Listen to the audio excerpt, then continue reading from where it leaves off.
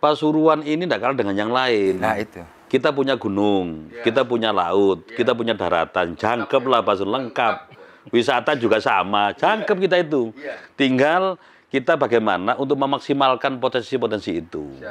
Kalau kita melirik daerah tetangga, ada Kota Malang, ada Kota Batu, ada Kabupaten Malang, ada Mojokerto. Yang namanya kan pariwisata. Apakah Pasuruan tidak bisa? Ya bisa. Sehingga kalau kita maksimalkan, makanya kami mengusulkan bagaimana benar-benar pembangunan itu fokus, tidak setengah-setengah. Sebenarnya pajak daerah yang menjadi andalan untuk Pemkab Kabupaten Pasuruan itu apa aja, Pak? Ya, itu bisa dari PPATB. PPATB. PPATB itu kan penjualan tanah itu kan juga tinggi. Terus termasuk pajak PBBB 2. PBBB 2, terus pajak penerangan jalan itu juga tinggi. Ya harapannya kembali lagi dukungan ketua terhadap apa yang nanti kita lakukan harmonisasi eksekutif legislatif.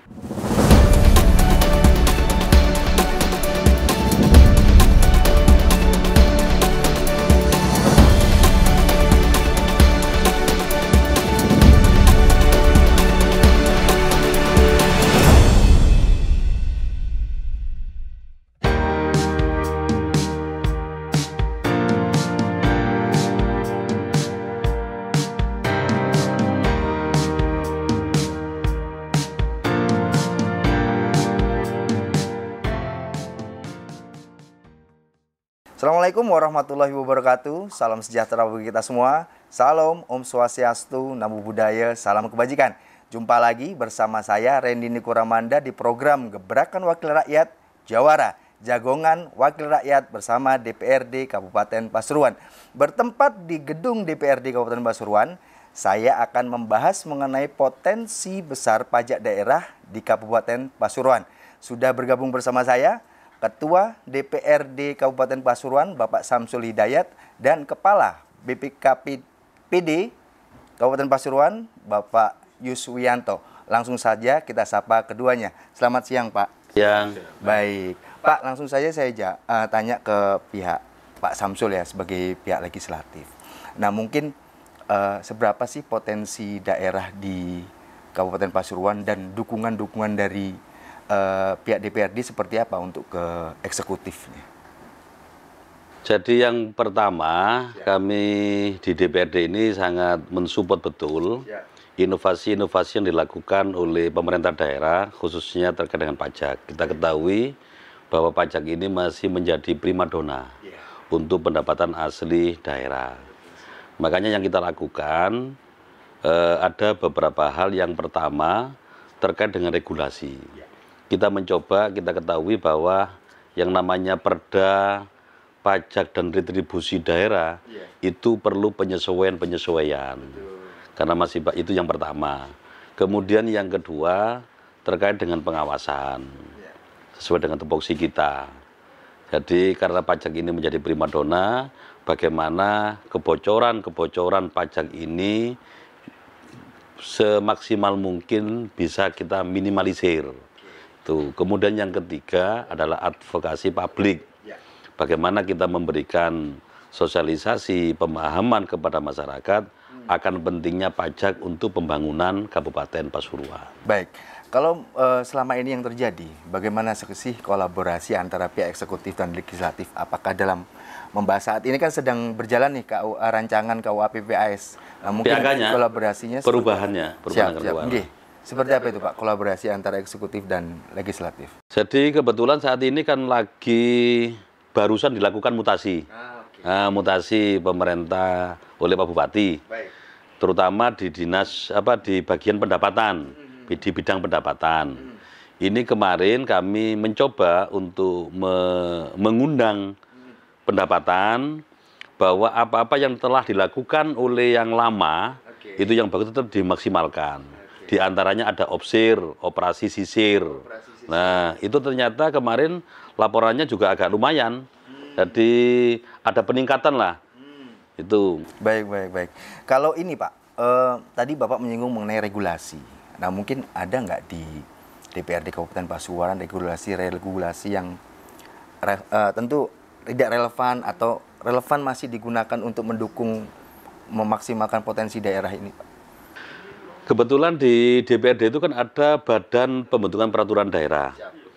Nah, karena kita memang bagaimana dengan pajak ini kita menjadi mandiri. Selama ini ketergantungan kita ke pemerintah pusat sangat besar. Itu hampir 70% ketergantungan kita ke pemerintah pusat. Nah, padahal potensi pendapatan kita lewat pajak itu juga besar. Nah, ini kita coba untuk berkolaborasi dengan pemerintah daerah untuk memaksimalkan itu. Contoh misalkan, Pasuruan ini termasuk daerah tambang. Nah, tetangga kita, Mojokerto juga sama tambang. Tetapi pajak antara di Pasuruan dengan di Mojokerto lebih tinggi di Mojokerto. Oh, kok bisa Nah begitu? ini makanya kami minta pada pemerintah, pada Badan Pembentukan Peraturan Daerah untuk mengkaji itu, sehingga ini bisa menjadi perda inisiatif DPRD atau perda usulan dari pemerintah daerah. Oh, sampai sejauh mana, Pak, ini perkembangannya? Kalau kami hitung kemarin itu selesainya itu hampir nyampe 200.000. Perit loh itu ya. Luar biasa. Itu perit, ya. Iya. Nah, termasuk hasil kolaborasi kita dengan Mas Bupati, bagaimana untuk peningkatan PAD lewat potensi yang ada di Pasuruan, masalah tambang, kita ketahui mulai Gempol sampai Nguling, itu diplot menjadi daerah resapan oleh Kementerian ATR BPN. Di RT RW itu loh. RT RW kita kan bukan perda tapi permen. Karena ada keterlambatan kemarin itu. Tetapi ini sudah ada upaya dari Mas Bupati untuk terus berkomunikasi, bahkan sudah 3 kali ke kementerian dan ditemui langsung oleh Sekjen kementerian sama apa namanya itu, deputi atau apa namanya itu ya, yang membidangi itu. Itu insya Allah kita akan melakukan PK, peninjauan kembali. Terhadap keputusan Pak Menteri. Iya, RT RW ya? itu. Karena ini kan ya. juga akan potensi kita besar. Kalau itu diatur dengan permen kayak gitu, tidak sesuai dengan realita di lapangan, kan juga merugikan Kabupaten Pasuruan. Betul. Kalau secara pribadi menurut Pak Samsul, sebenarnya potensi daerah ini seberapa strategis sih untuk sebagai penopang pembangunan di Kabupaten Pasuruan? Mas siapa? Mas Randy. Mas Randy, Pasuruan ini tidak kalah dengan yang lain. Nah itu. Kita punya gunung, kita punya laut, kita punya daratan, jangkep lah Pasuruan, lengkap. Wisata juga sama, jangkep kita itu. Tinggal kita bagaimana untuk memaksimalkan potensi-potensi itu. Kalau kita melirik daerah tetangga, ada Kota Malang, ada Kota Batu, ada Kabupaten Malang, ada Mojokerto. Yang namanya kan pariwisata. Apakah Pasuruan tidak bisa? Ya bisa. Sehingga kalau kita maksimalkan, makanya kami mengusulkan bagaimana benar-benar pembangunan itu fokus, tidak setengah-setengah. Nah ini, makanya misalnya wisata desa. Di Mojokerto kan banyak wisata-wisata desa itu. Itu UMKM juga jalan.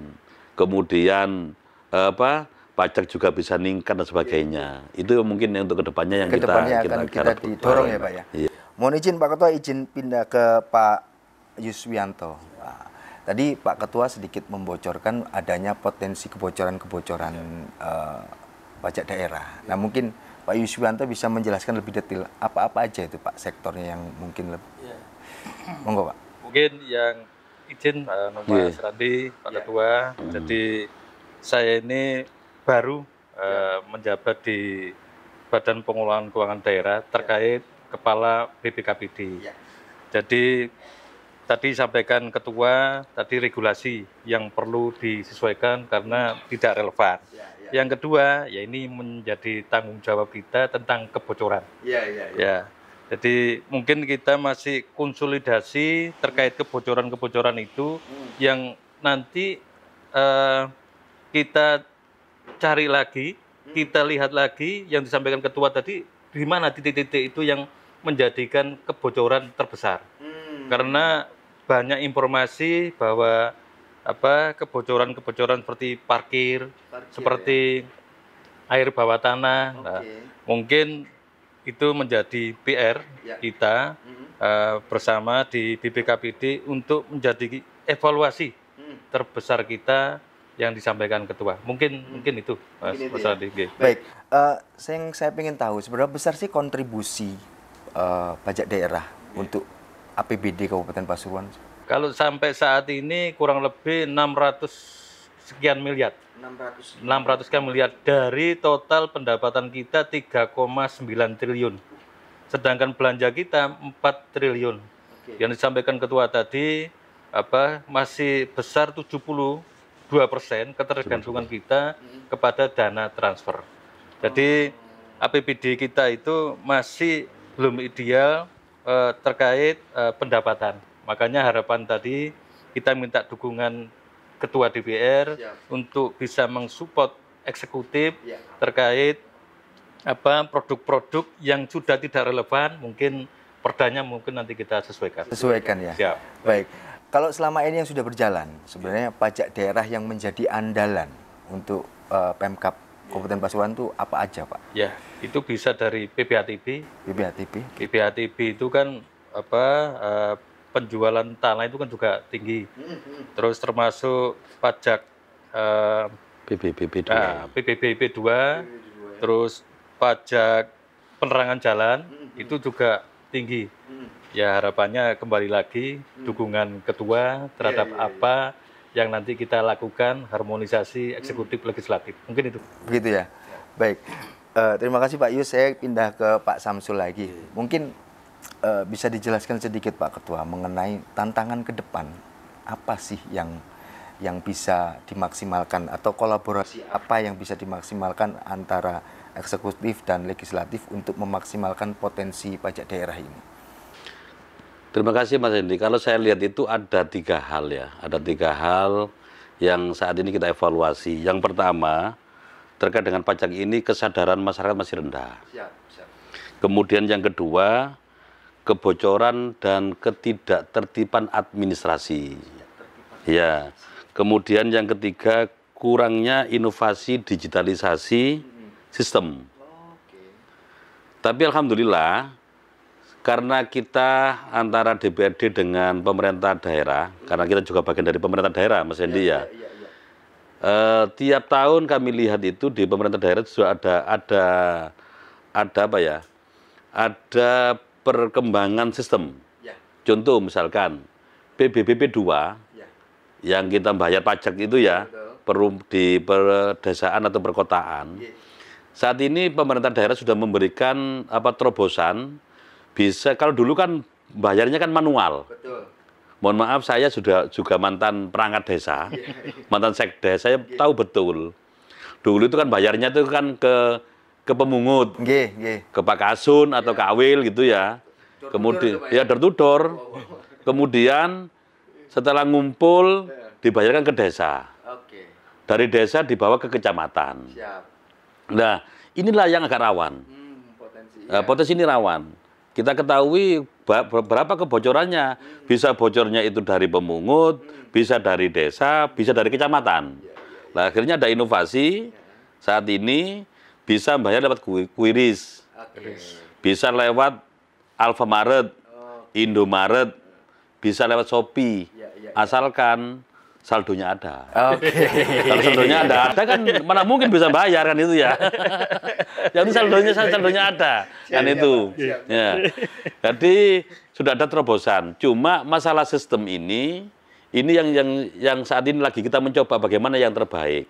Makanya kami mensupport pemerintah daerah terus berinovasi, mencari studi yang mana yang paling bagus sehingga kebocoran ini bisa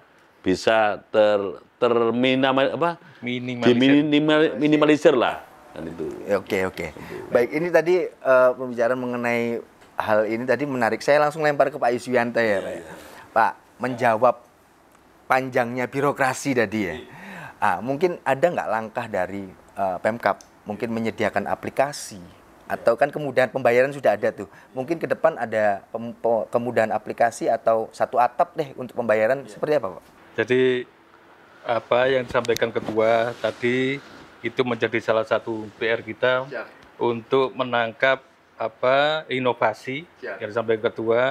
Jadi perlu digitalisasi, jangan sampai bayar tunai itu akibatnya menjadi hilang. Iya, iya, Karena ya tadi prosesnya kan panjang. iya. Nah, mudah-mudahan yang disampaikan ketua kita bisa merealisasikan dalam waktu dekat ini. Ya mohon maaf sekali lagi karena proses yang kemarin itu Iya. kita terus terang butuh waktu, Oke. butuh konsolidasi internal karena banyak hal yang perlu kita selesaikan. Mungkin Iya, itu iya. Mas Randi. Baik. Kalau untuk pajak parkir, mungkin saya ngambil contoh saja. Potensi kebocorannya sangat besar atau kecil, Pak? Besar banget ya? Kalau pajak parkir sepertinya ya besar. Besar banget. Besar. Ya kembali lagi ya SDM kita, Oke. jumlah pegawai kita di lapangan. Makanya kita butuh salah satu forum ini untuk memperbaiki kinerja kita Ya. terkait pajak parkir. Ya terus terang memang besar Mas Randi. Sangat besar ya. Sangat besar. Tapi Proyeksi berapa Pak kira-kira Pak? waduh kalau proyeksi Angkanya deh. kalau proyeksi 5M kira-kira? kalau proyeksi saya tidak bisa nyebut Oke, lah, Mas oke. Randi karena saya sendiri baru. Ya, Jadi tidak berani ngomong proyeksi, Ya. tapi itu sudah menjadi atensi Pak Bupati untuk Siap. membereskan kebocoran-kebocoran itu. Bukan ke parkir saja, mungkin banyak terkait pajak-pajak yang perlu dievaluasi lagi. Ya. Tadi disampaikan Ketua, ya mulai regulasi, perda, perbuk, karena sampai saat ini kalau kita lihat ada sewa tanah itu perdanya tahun 2012. Lama banget ya. Pasti pakai harga dulu itu berarti. Itu karena masih sekarang 2025 regulasinya masih 10 tahun yang lalu. Nah, Wah, itu karena kita kerja berdasarkan regulasi. Iya, iya, iya. Jadi sebelum ke yang lain-lain regulasi nanti itu ya kita perbaiki. Oke. Mumpung ada dukungan penuh dari ketua Ketua. terkait pajak yang kita harapkan ada peningkatan signifikan. Tapi regulasi mungkin itu yang utama. Iya. Siap. Baik. Mungkin sedikit bocoran Pak Samsul sebagai tadi kan sudah ada indikasi bahwa dukungan penuh ada di Ketua DPRD. Nah, mungkin apa sih yang bisa maksudnya sejauh mana regulasi-regulasi yang dianggap tidak relevan itu saat ini? Tadi Pak Samsul sudah ada tim yang bergerak. Nah, mungkin sedikit bocoran ada berapa perda itu yang dinilai tidak relevan? kalau perdanya kan cuma satu, Mas. Oh, cuma satu. Iya, perda, pajak, dan retribusi daerah. Ya. Tetapi kan itemnya di dalamnya kan banyak. Ya, termasuk perda rumah makan, hotel, tempat hiburan, ya, termasuk PBBB 2, macam-macam lah kan itu ya. Ya, tadi saya mungkin agak menarik terkait dengan pajak parkir. Oke. Ini yang banyak sekali jadi bahan omongan masyarakat. Ini juga perlu didengar oleh pemerintah daerah. Siap. Kami juga perlu menyampaikan. Kita itu ada pajak parkir berlangganan. Sudah berlaku itu. Sudah berlaku, udah lama itu. Ya, itu juga besar. Tetapi realitanya di lapangan, kita masih kena parkir. Meski sudah Padahal mengantongi- sudah ada plakat parkir berlangganan, kan itu. Oke. Nah, ini kurangnya di mana? Iya, Ini iya, kami iya. memang agak stressing pada pemerintah daerah. Jadi pemerintah daerah itu jangan hanya ngambil uangnya saja. Ya, tapi kewajibannya harus dilakukan. Apa yang harus dilakukan oleh pemerintah daerah? Ya menyiapkan tempat parkir berlangganan. Itu sudah lama kami nyampaikan itu. Jadi kita kena parkir berlangganan setiap ngurus pajak. Kalau pajak bermotor itu loh. Nah, itu kan kita bayar. Iya, 20.000 atau berapa itu kan untuk parkir berlangganan. Tetapi realita di lapangan kita masih bayar pajak. Bayar parkir. Bayar parkir. Nah, ini. Nah, padahal satu itu. Yang kedua, coba nanti pemerintah daerah dalam hal ini Dinas Perhubungan nanti lewat Mas Yus, Kepala BPKBD untuk melihat lagi antara targetnya itu loh. Contoh dalam satu lokasi ini kan ada target per bulan berapa. Berapa motor misalnya? Iya, katakanlah per bulan itu 200. Bener nggak 200? Itu dilihat itu, dievaluasi. Nah ini termasuk nanti itu perlu adanya evaluasi tempat-tempat parkir. Nah ya, kemudian yang harus dilakukan lagi, ada kewajiban pemerintah daerah untuk menyiapkan parkir yang untuk berlangganan ini. Oh, penyediaan itu ya. Baik. Terkait dengan parkir ini juga sama, Mas. Ini kan juga mensupport besar sebenarnya. Tetapi kan pengeluarannya kan juga besar. Untuk juru parkir dan sebagainya. Itu mungkin dalam memenai nanti itu ya.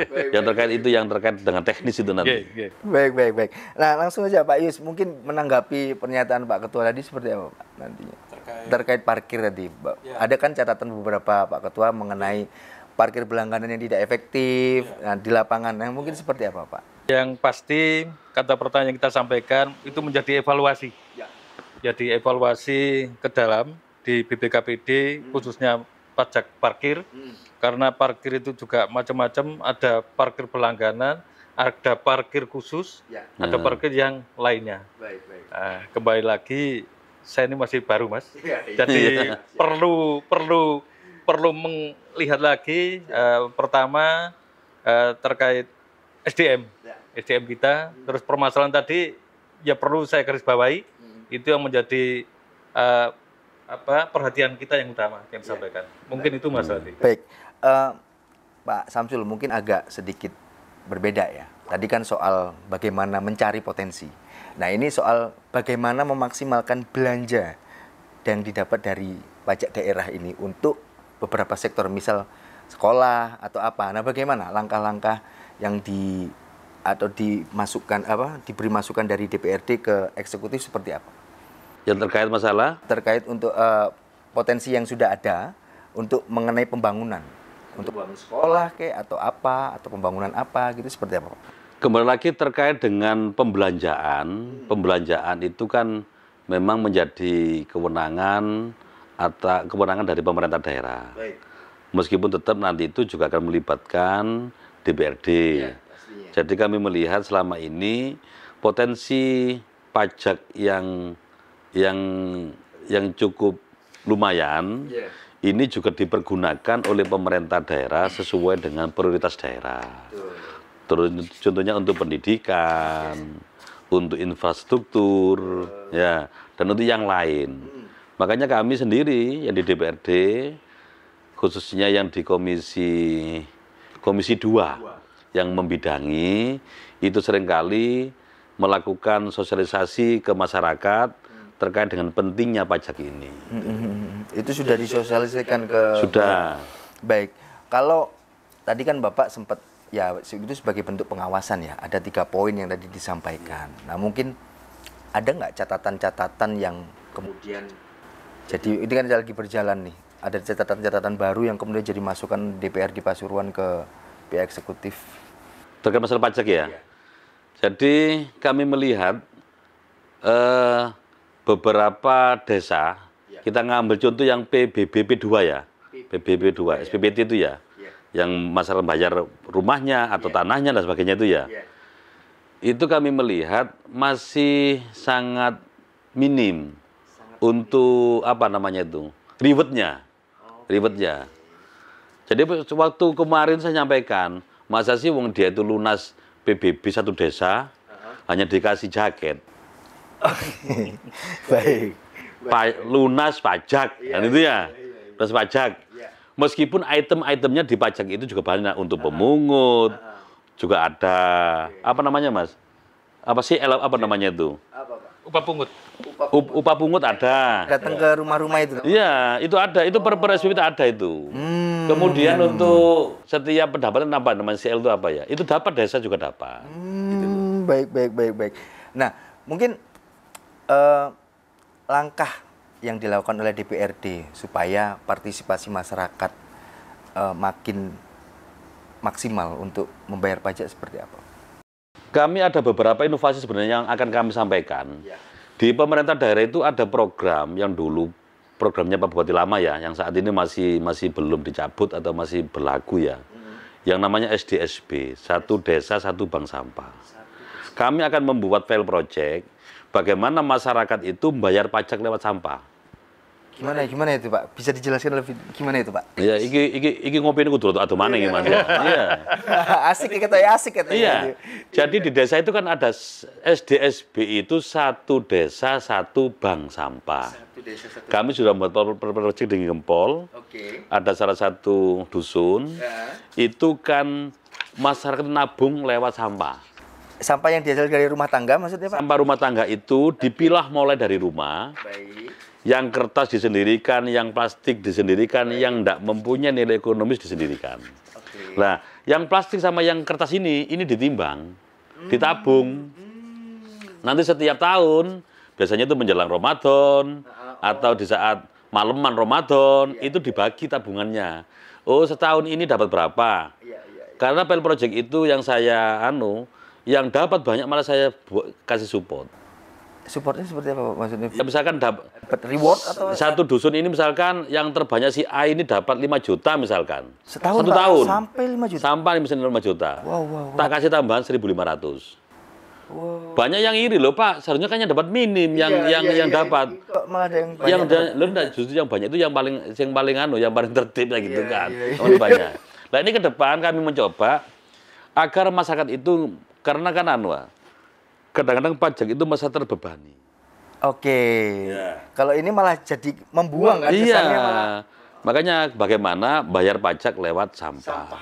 Kemudian yang kedua, kami stressing pada pemerintah daerah, desa-desa yang lunas pajak itu seharusnya menjadikan perhatian lebih. Dapat reward lah. Dapat reward. Nah, misalkan saya di Gempol, yang desa lunas pajak tak kasih 500 juta. Satu desa, Pak. Satu desa, lewat program. Iya. Program kegiatan, itu loh. Program kegiatan yang masuk di Musrenbang dan ada di SIPD, ini yang kita support. Ada berapa desa Pak yang sudah berjalan? Di untuk yang Gempol itu ada satu desa. Satu bank sampah itu ya? Satu desa namanya Desa Randupitu.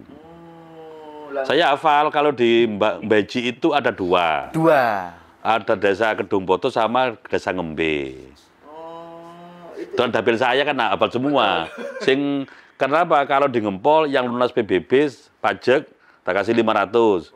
Yang Beji Bangil saya kasih 200 juta. Tapi lewat program itu loh. Ya, artinya kan memang dari rakyat untuk rakyat kan gitu. Bangil nggak ada yang lunas. Baik. Biasanya nggak ada yang lunas Bangil. Berarti nggak dapat reward dari Bapak. Nggak dapat reward. Gitu. Baik, langsung saya pindah ke Pak Yusyi, Pak Samsul. Mengenai inovasi dari Pak Samsul tadi. Nah, mungkin kedepannya akan dimasifikasi atau seperti apa? Ini kan tadi kan di dapilnya Pak Samsul saja. Nah, mungkin ke depan seperti apa, Pak? Ya. Dari pihak eksekutif. Jadi Mas Adi, sebetulnya yang disampaikan Pak Ketua tadi sudah kita laksanakan beberapa daerah itu, apalagi yang pajak restoran atau pajak rumah makannya tinggi, itu infrastruktur menjadi perhatian kita. Karena itu salah satu penghasil daerah dari pajak itu ke arah tujuan nanti kita infrastrukturnya kita tingkatkan. Seperti jalan.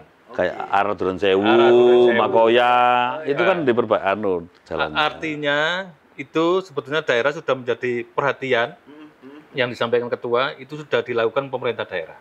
Mungkin lebih merata lagi, itu mungkin menjadi penyemangat desa atau WP untuk membayar pajaknya. Salah satu ribetnya mungkin itu lewat pembangunan itu, Mas Andi.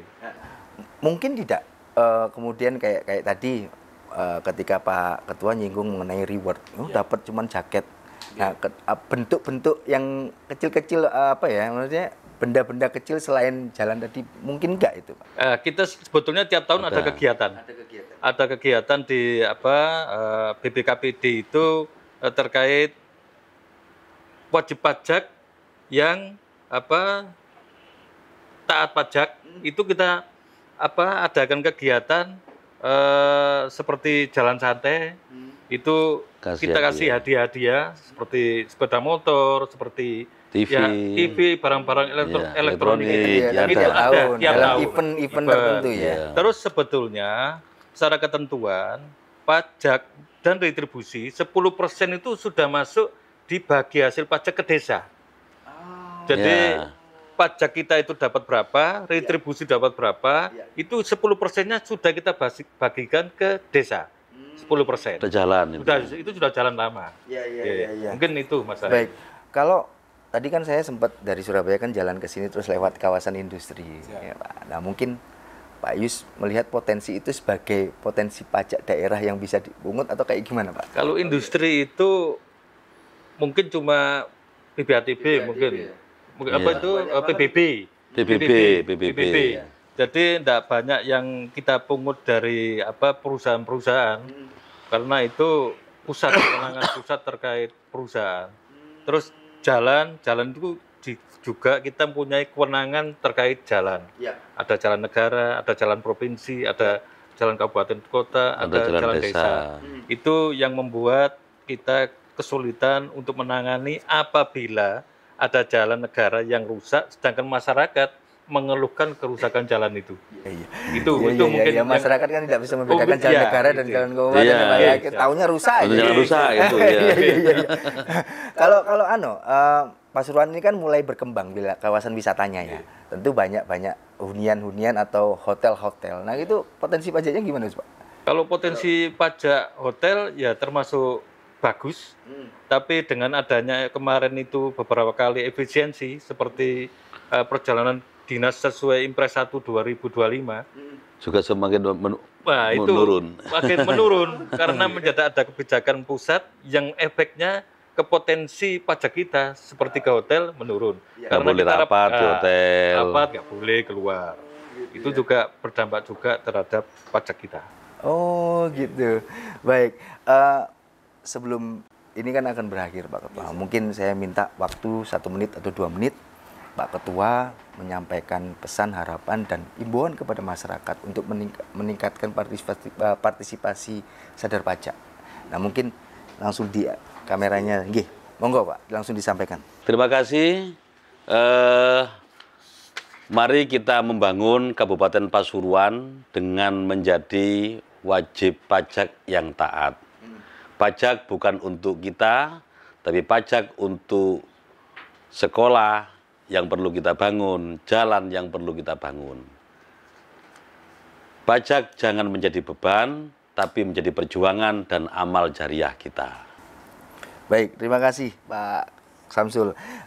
Pak Yus, monggo silakan 1 dan 2 menit, silakan disampaikan pesan, harapan, dan bentuk sosialisasi lah kepada masyarakat untuk taat pajak. Harapan kami kepada wajib pajak agar membayar pajak tepat waktu, karena kemarin seperti PBATB, kita ada kendala teknis. Harapannya dengan momen ini kita mohon kepada wajib pajak untuk segera menyelesaikan, karena seperti yang disampaikan Ketua tadi, tulang punggung pembangunan kita sebetulnya dari pajak, dari kita untuk kita. Mungkin itu Mas Andi. Baik, langsung saya izin nutup ya Pak ya. Halo Tribuners, itu tadi bincang santai saya bersama Ketua DPRD Kabupaten Pasuruan Bapak Samsul Hidayat dan PLT Kepala BPKPD Kabupaten Pasuruan Bapak Yuswianto. Semoga menjadi inspirasi dan bisa diambil manfaatnya. Sampai jumpa di program Jawara selanjutnya. Saya Randy Koramanda, pamit. Assalamualaikum warahmatullahi wabarakatuh.